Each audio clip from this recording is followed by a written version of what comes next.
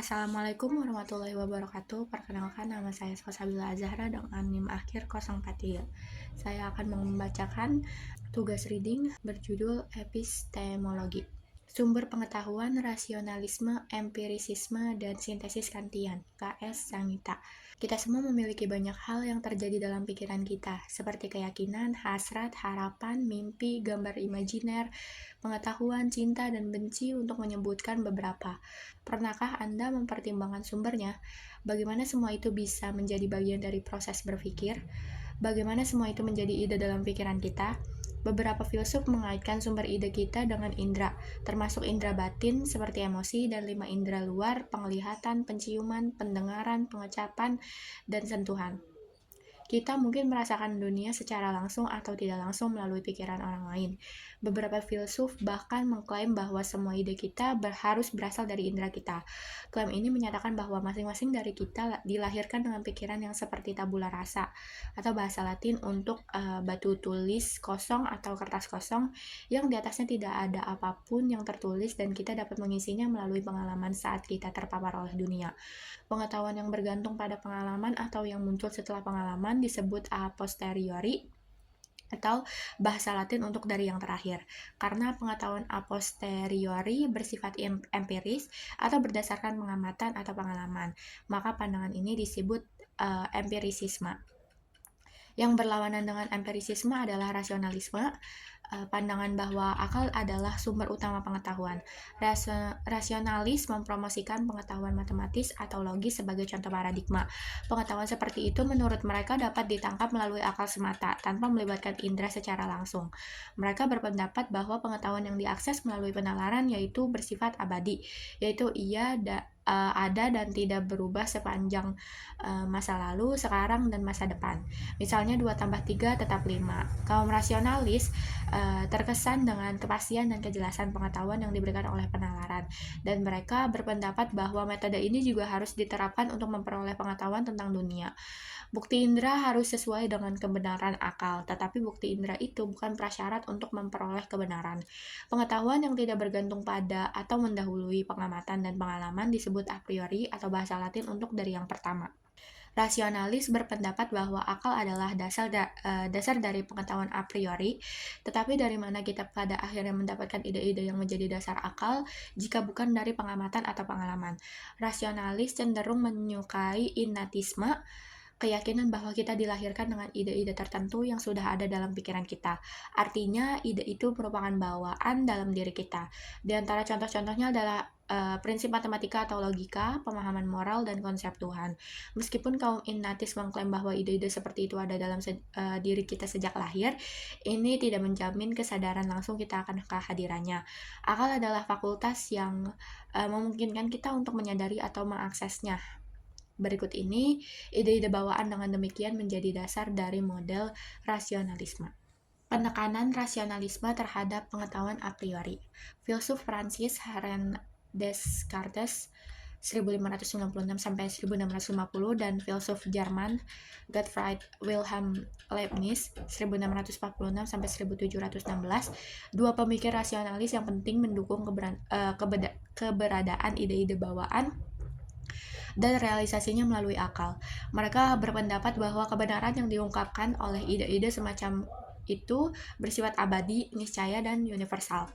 Bagi Descartes, ada berbagai cara yang melaluinya kita memperoleh pengetahuan. Beberapa ide bersifat bawaan, beberapa bersumber dari luar, dan beberapa yang lain dibuat oleh kita. Descartes memberikan contoh gagasan tentang Tuhan sebagai ide bawaan dalam diri kita, serta gagasan tentang keberadaan seseorang. Menurut Descartes, ide-ide bawaan seperti kebenaran geometri dan hukum logika diketahui melalui akal terlepas dari pengalaman, karena pengalaman hanya memberi kita contoh-contoh tertentu yang darinya pikiran menemukan ide-ide universal yang terkandung di dalamnya. Oleh karenanya, ide-ide itu bersifat a priori. Ide-ide bawaan Descartes telah dibandingkan dengan informasi yang tersimpan dalam sebuah buku. Ide-ide ada di dalam diri kita, meskipun tidak selalu hadir di pikiran. Begitu kita mulai membaca buku itu, isinya mengungkapkan dirinya kepada kita, sama seperti penalaran mengungkapkan ide-ide bawaan kita kepada kita. Dengan kata lain, hanya melalui pembacaan atau pemikiran yang cermat, kita dapat memahami ide mana yang bersifat bawaan dan mana yang datang kepada kita dari tempat lain. Leibniz menyebut ide bawaan sebagai prinsip. Sebagaimana Descartes, Leibniz berpendapat bahwa prinsip-prinsip diakses oleh akal. Sifat universal dari kebenaran matematis, misalnya tidak diungkap oleh indera, adalah fakultas akal yang memperoleh kebenaran universal dari contoh-contoh individual. Leibniz berpendapat bahwa kumpulan contoh yang didasarkan pada indera tidak dapat membawa kita ke kebenaran yang niscaya. Pada saat yang sama, juga jelas bahwa kita dapat memahami banyak kebenaran yang niscaya seperti matematika. Oleh karena itu, pikiran adalah sumbernya, yang berarti kebenaran-kebenaran ini ada secara bawaan. Namun, ide bawaan bukanlah pemikiran yang lengkap bagi Leibniz. Dia berpendapat bahwa pikiran kita terstruktur sedemikian rupa sehingga ide atau prinsip tertentu akan muncul pada kita begitu didorong oleh indera, meskipun ide atau prinsip itu tidak berasal dari indera. Ide dan kebenaran ada dalam diri kita pada awalnya sebagai disposisi atau kecenderungan daripada sebagai pikiran sadar yang aktual. Tentang pengetahuan a priori dengan menolak ide bawaan. Klaim kaum empirisis bahwa semua pengetahuan kita berasal dari pengalaman sangat kontras dengan konsep ide bawaan. Bagi kaum empirisis, semua pengetahuan bersifat a posteriori, artinya diperoleh melalui atau setelah pengalaman. John Locke 1632-1704, seorang filsuf empirisis Inggris, mengadopsi dua pendekatan untuk mempertanyakan ide-ide bawaan sebagai dasar dari pengetahuan a priori. Pertama, ia menunjukkan bahwa ide-ide bawaan didasarkan pada klaim yang meragukan. Kedua, bersama dengan empirisis Skotlandia David Hume 1711-1776, Locke menunjukkan bagaimana empirisis mampu menawarkan teori pengetahuan yang lebih baik melalui pengetahuan a posteriori. Locke memulai dengan mempertanyakan sifat universal dari ide-ide bawaan. Dia menentang klaim bahwa ide bawaan hadir dalam diri kita semua dengan mencatat bahwa anak-anak yang cukup muda dan orang dewasa tanpa pendidikan yang diperlukan tidak memiliki konsep tentang Tuhan atau pengetahuan tentang prinsip-prinsip logika atau matematika. Oleh karena itu, tidak berdasar jika mengatakan bahwa ide bawaan bersifat universal. Melalui pengalaman dan pengamatan kita lah memperoleh ide-ide seperti itu. Artinya ide-ide itu bersifat a posteriori. Di sini Leibniz membela pandangan inatis dari keberatan Locke dengan menunjukkan bagaimana anak-anak dan orang yang tidak memiliki pendidikan yang diperlukan mampu menggunakan prinsip-prinsip logika dan matematika dalam kehidupan sehari-hari mereka tanpa memahami apa itu prinsip logika dan matematika atau tanpa mampu mengartikulasikannya dalam kata-kata. Seorang anak, untuk menggunakan contoh saya sendiri, tahu tanpa kebingungan bahwa dia tidak bisa duduk di pangkuan kedua orang tuanya pada saat yang bersamaan. Demikian pula mereka yang tidak belajar matematika secara formal masih dapat mengetahui bahwa dua ladang jagung berbentuk segitiga yang berdekatan yang dipisahkan oleh pagar di sisi terpanjangnya dapat membuat satu ladang jagung persegi dengan menghapus pagar yang memisahkannya. Terbukti seperti yang dikatakan Leibniz, prinsip umum logika dan matematika adalah bawaan. Tetapi ini tidak berarti bahwa semua ide bawaan diterima secara universal. Ada kemungkinan bahwa kita semua memiliki ide bawaan, namun beberapa dari kita tidak menyadarinya. Locke lebih lanjut berpendapat bagaimanapun, tidak ada apapun di dalam pikiran yang tidak disadarinya. Memiliki ide bawaan tanpa menyadarinya bukanlah posisi yang layak bagi Locke. Sebuah ide harus dialami atau dipikirkan terlebih dahulu. Bagaimana lagi ia bisa ada di dalam pikiran? Pada titik ini Leibniz tidak setuju dengan Locke. Adalah mungkin untuk memiliki banyak ide dalam pikiran tanpa kita menyadarinya. Misalnya, Anda menyerap lagu yang diputar di pasar tanpa menyadarinya secara sadar. Lagu itu tidak mudah diakses atau transparan dalam pikiran Anda, karena Anda tidak dapat mengingatnya. Namun, ia mungkin dapat dikenali setelah mendengarnya lagi. Jadi, ia pasti sudah ada di dalam Anda di suatu tempat dalam arti tertentu. Demikian pula ide bawaan bisa ada di pikiran Anda tanpa Anda sadari. Kita dilahirkan dengan fasilitas untuk mewujudkan ide-ide bawaan ketika kondisi yang menguntungkan diperoleh di kemudian hari, seperti ide-ide keindahan, keadilan, dan kebenaran matematis. Jawaban Locke adalah bahwa realisasi ide atau kapasitas dalam situasi yang tepat berlaku untuk semua ide, bukan hanya ide yang konon bawaan. Dia menentang Ignatius untuk menghasilkan kriteria untuk membedakan ide bawaan dari yang bukan bawaan. Leibniz menanggapi dengan kriteria sebagai berikut. Ide bawaan itu bersifat niscaya, sedangkan ide-ide non-bawaan hanya bersifat kontingen, atau mungkin benar atau mungkin salah. Kita dapat membedakan kebenaran niscaya karenanya abadi menurut pandangan Leibniz dari kebenaran yang bergantung pada berbagai fakta. Penekanan empirisisme terhadap pengetahuan a posteriori. Locke mengklaim untuk menunjukkan bagaimana pikiran yang seperti tabula rasa saat lahir memperoleh pengetahuan. Bagi para empirisis, pengalaman semata melengkapi pikiran kita dengan ide-ide sederhana yang merupakan elemen dasar pengetahuan. Setelah ditunjukkan bahwa semua ide dapat berasal dari pengalaman akan berlebihan untuk menambahkan ide bawaan. Jadi, apakah pengetahuan a posteriori membuat kita menolak pengetahuan a priori? Mari kita cari tahu. Bagi Locke, pengetahuan berdasarkan pengalaman itu mudah dipahami. Dia meminta kita untuk menganggap bahwa kita memiliki ide bawaan tentang warna dan bahwa kita juga dapat melihat warna dengan mata kita. Dalam hal ini, karena kita tidak perlu bergantung pada keduanya, maka kita cukup mengandalkan indera kita. Karena lebih mudah dan sederhana untuk memahami pengetahuan yang diperoleh dari pengalaman indera daripada pengetahuan yang berasal dari beberapa sumber yang tidak kita sadari. Di sini, Locke menerapkan prinsip pisau cukur Occam, yang menunjukkan bahwa sebisa mungkin kita harus mengadopsi penjelasan yang sederhana daripada yang rumit. Penjelasan sederhana memiliki kelebihan berupa kurang rentan terhadap kesalahan dan lebih ramah terhadap pengujian daripada penjelasan yang rumit yang tidak menambah nilai penjelasan. Pertanyaan berikutnya adalah, apakah pengetahuan a posteriori saja memberi kita pengetahuan yang memadai tentang dunia? Mari kita ambil contoh mengalami dengan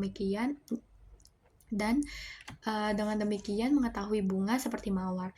Saat kita mengalami mawar, warna, tekstur, dan aromanya yang khas adalah ide-ide yang melaluinya kita menjadi sadar akan objeknya. Tetapi ketika kita tidak mengalami atau merasakan bunga mawar, kita masih bisa memikirkannya. Kita juga dapat mengenalinya saat berikutnya kita melihat bunga tersebut dan mempertahankan keyakinan bahwa bunga itu berbau manis, indah untuk dilihat, dan lembut untuk disentuh. Ini menunjukkan bahwa selain penginderaan, kemampuan untuk membentuk konsep tentang objek yang kita temui sangat penting untuk mengetahui dunia. Pengalaman juga memungkinkan kita membayangkan apa yang tidak kita alami secara langsung seperti Putri Duyung.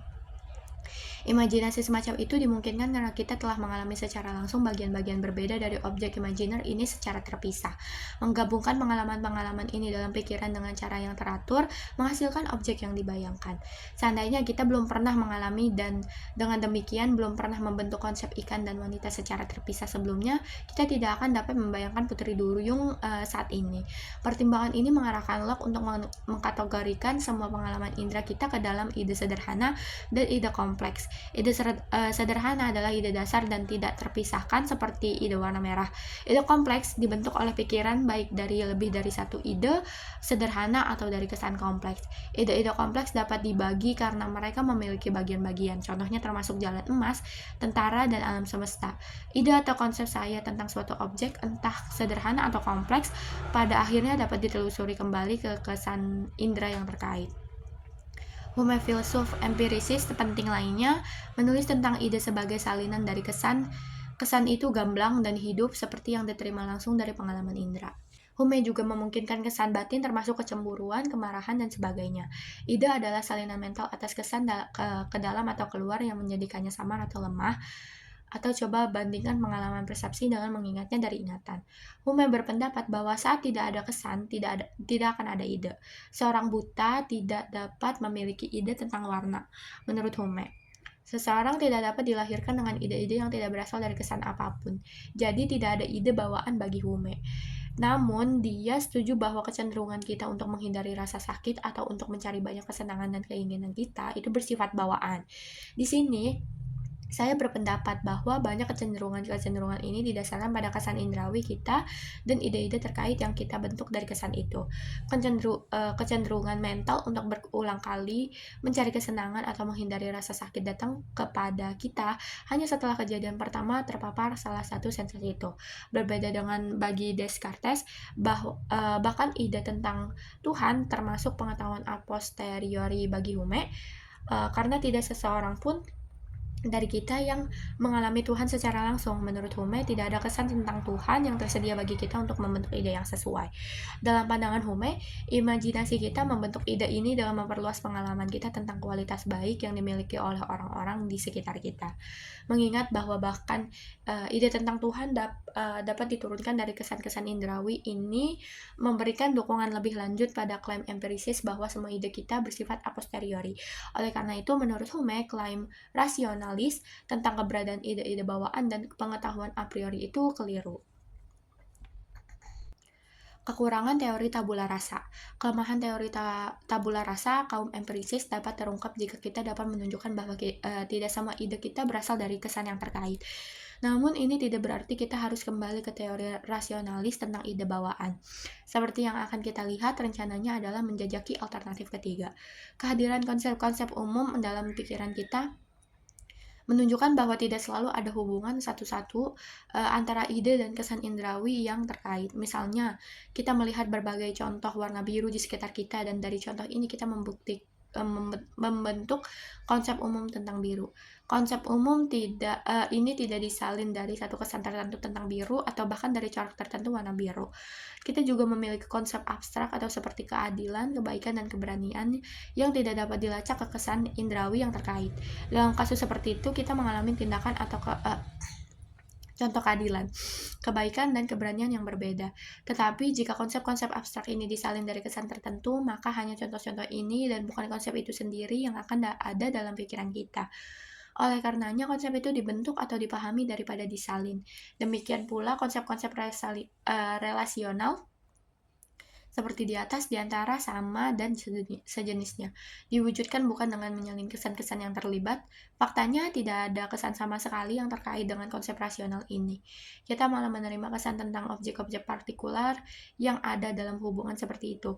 Kucing duduk di atas tikar, selat Inggris yang terletak di antara Britania Raya dan Eropa Daratan, 1 dikurangi 1 sama dengan 0, dan seterusnya. Singkatnya, pembentukan konsep umum abstrak dan relasional dalam pikiran kita menunjukkan bahwa aliran kesan yang tidak terputus tidak akan membentuk semua ide yang kita miliki. Alih-alih ini mensyaratkan bahwa sejak lahir pikiran setidaknya sebagian dilengkapi dengan struktur atau arsitektur yang memungkinkannya memahami kesan mentah yang diterimanya, dan untuk membentuk konsep yang di dalamnya tidak ada korespondensi satu-satu antara kesan dan ide. Ini menantang keaslian tabula rasa. Ini membawa kita ke tahap perlu menemukan alternatif ketiga yang sangat diperlukan, yang dapat memfasilitasi pengetahuan yang lebih lengkap tentang dunia. Ini memerlukan persilangan antara a priori dan a posteriori atau rekonsiliasi keduanya. Kombinasi konsep dan objek persepsi. Kesegeraan dan sifat langsung sensasi, kesan, dan persepsi membuatnya pasti. Mari kita secara singkat membongkar ide ini. Pertimbangkan apakah kita bisa salah tentang sensasi kita. Secara umum, dianggap bahwa sementara kita bisa salah tentang seperti apa dunia ini, kita tidak bisa salah tentang fakta bahwa kita memiliki sensasi tertentu. Bahkan jika Anda sedang bermimpi detik ini dan tidak ada buku nyata di depan mata Anda tidak dapat menyangkal bahwa Anda mengalami sensasi tertentu yang menyerupai halaman putih dan font hitam dalam bentuk kata-kata. Oleh karenanya, sensasi kita itu pasti dan kita tidak dapat meragukan bahwa ia ada. Namun, ada kemungkinan bahwa terkadang kita tidak yakin bagaimana mengarakterisasi sensasi tertentu. Misalnya, Anda mungkin melihat mobil yang mencolok dan tidak yakin apakah warnanya hijau metalik atau abu-abu. Jadi, Anda mungkin mengalami kebingungan dalam menggambarkan sensasi Anda, tetapi itu tidak mempengaruhi kepastian keteraguan sensasi itu sendiri tentang apa yang ada di sini dan saat ini untuk Anda. Filsuf Jerman Immanuel Kant 1724 sampai 1804 berpendapat bahwa agar persepsi kita masuk akal bagi kita, persepsi itu harus diterima ke dalam konsep yang ada di dalam pikiran kita. Struktur pemahaman ini memungkinkan pikiran kita memproses kesan yang kita alami, kecuali berbagai sensasi mentah yang kita terima dari pengalaman diklasifikasikan ke dalam kategori pemahaman yang berbeda. Kita tidak dapat memahaminya. Misalnya, pikiran harus memiliki kemampuan untuk setidaknya mengenali apakah dua sensasi itu serupa atau berbeda. Tanpa kemampuan ini, kita tidak dapat memahami pengalaman. Atau pertimbangkan bahwa kita juga melihat bahwa objek berada dalam ruang dan waktu, berada dalam hubungan sebab akibat, dan termasuk ke dalam kategori kesatuan pluralitas, afirmasi negasi, partikular universal, dan sejenisnya. Di sini sekali lagi kita tidak mampu memahami pengalaman apapun yang tidak diproses melalui kategori-kategori ini.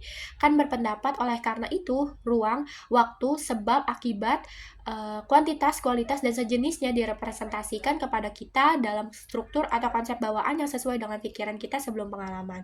Menurut Kant, kategori-kategori ini bersifat transendental dalam arti bahwa mereka menjembatani kesenjangan antara pikiran dan dunia.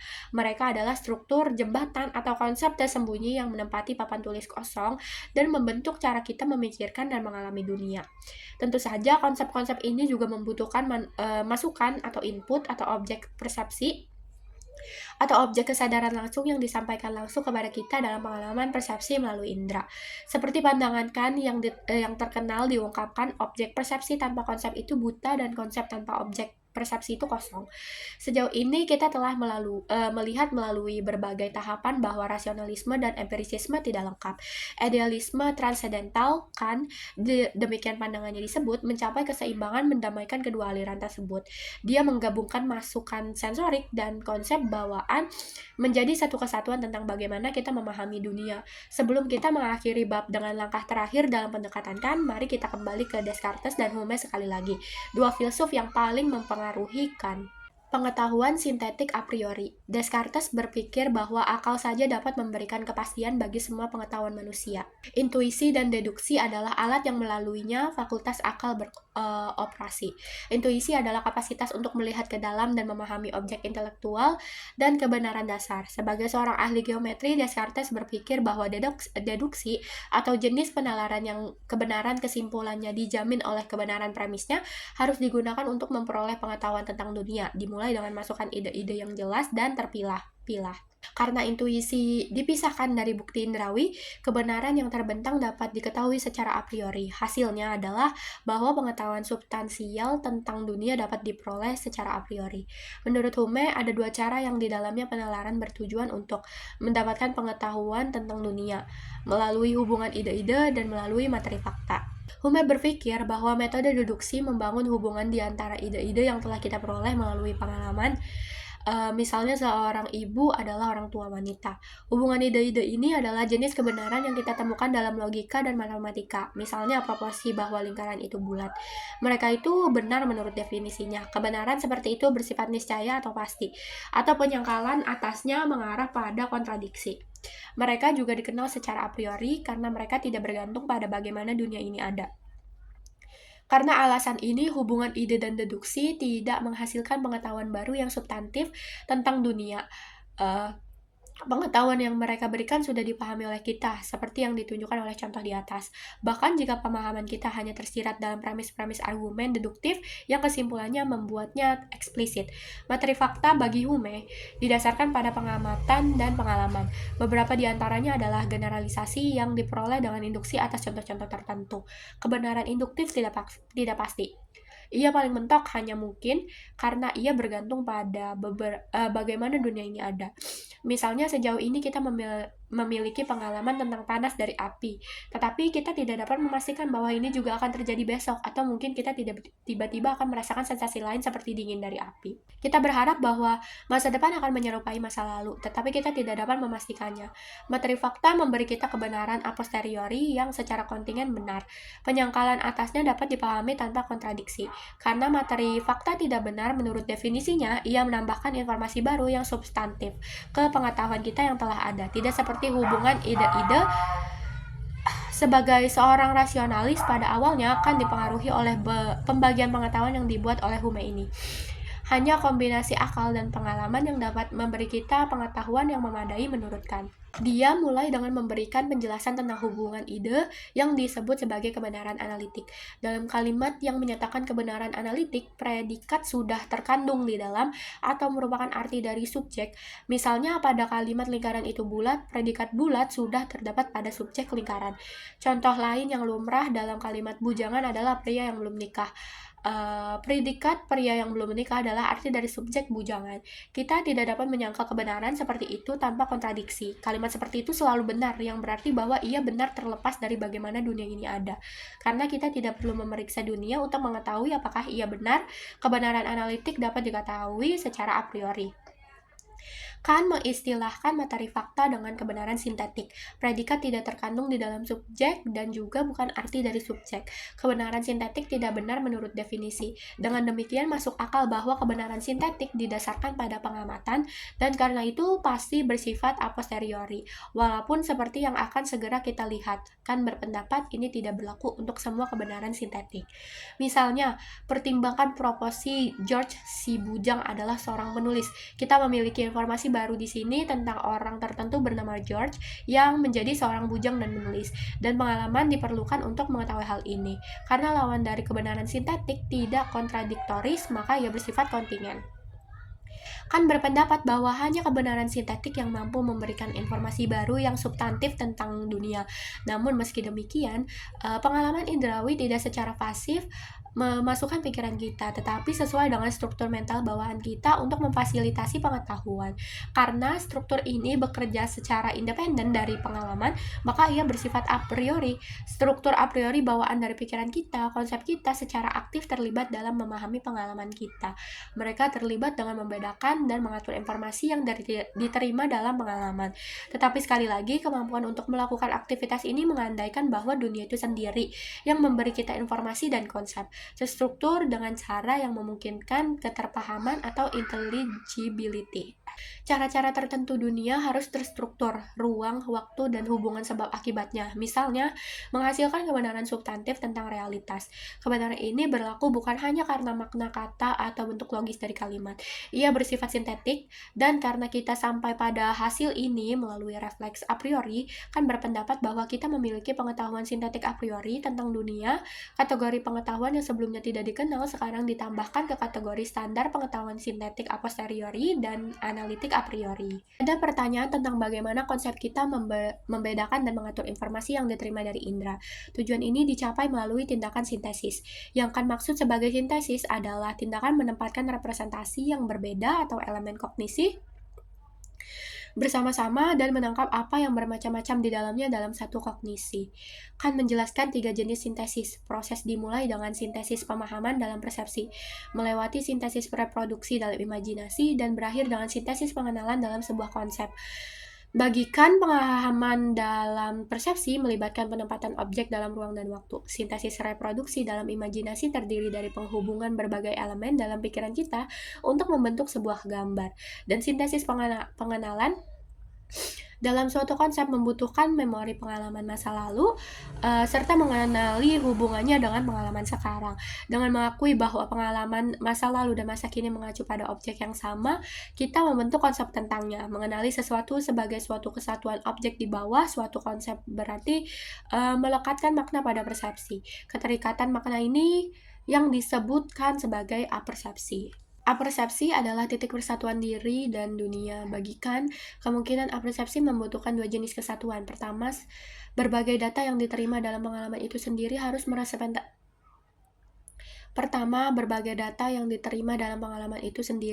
merepresentasikan subjek yang sama, yang memungkinkan data untuk digabung dan disatukan. Kedua, data yang harus digabungkan dan disatukan oleh diri yang bersatu atau yang disebutkan sebagai kesatuan kesadaran atau kesatuan persepsi. Kan menyimpulkan bahwa karena kesatuan seperti itu, kita semua sama-sama mampu memahami objek publik yang sama dengan cara yang seragam berdasarkan pengalaman pribadi kita masing-masing. Artinya, kita berada dalam kesepakatan tak terucapkan mengenai dunia yang mandiri dari pikiran tempat kita hidup yang difasilitasi oleh pengalaman subjektif kita, tetapi diatur oleh struktur mental bawaan yang diberikan kepada kita oleh dunia. Singkatnya, teorikan memungkinkan berbagai pengetahuan sintetik tentang realitas objektif. Sebagai kesimpulan, dengan mempertimbangkan perdebatan antara rasionalis dan empirisis yang berpuncak pada sintesiskan, bab ini telah menjelaskan masalah bagaimana kita mencapai pengetahuan substantif. Kotak 1, revolusi Kopernikan Kant dalam epistemologi.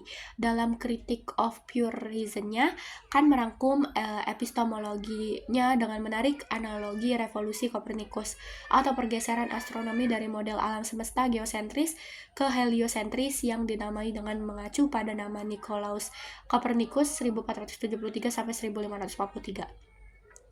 Matematikawan dan astronom Polandia abad ke-16. Sampai sekarang diasumsikan bahwa semua kognisi kita harus sesuai dengan objek, tetapi semua upaya untuk menemukan sesuatu tentang objek secara a priori melalui konsep-konsep yang akan memperluas kognisi kita dalam asumsi ini tidak menghasilkan apa-apa. Oleh karena itu, mari kita coba sekali apakah kita tidak melangkah lebih maju terkait masalah metafisika dengan mengasumsikan bahwa objek harus sesuai dengan kognisi kita, yang akan lebih sesuai dengan kemungkinan yang diminta dari kognisi secara a priori atasnya, yaitu untuk menetapkan sesuatu tentang objek sebelum diberikan kepada kita.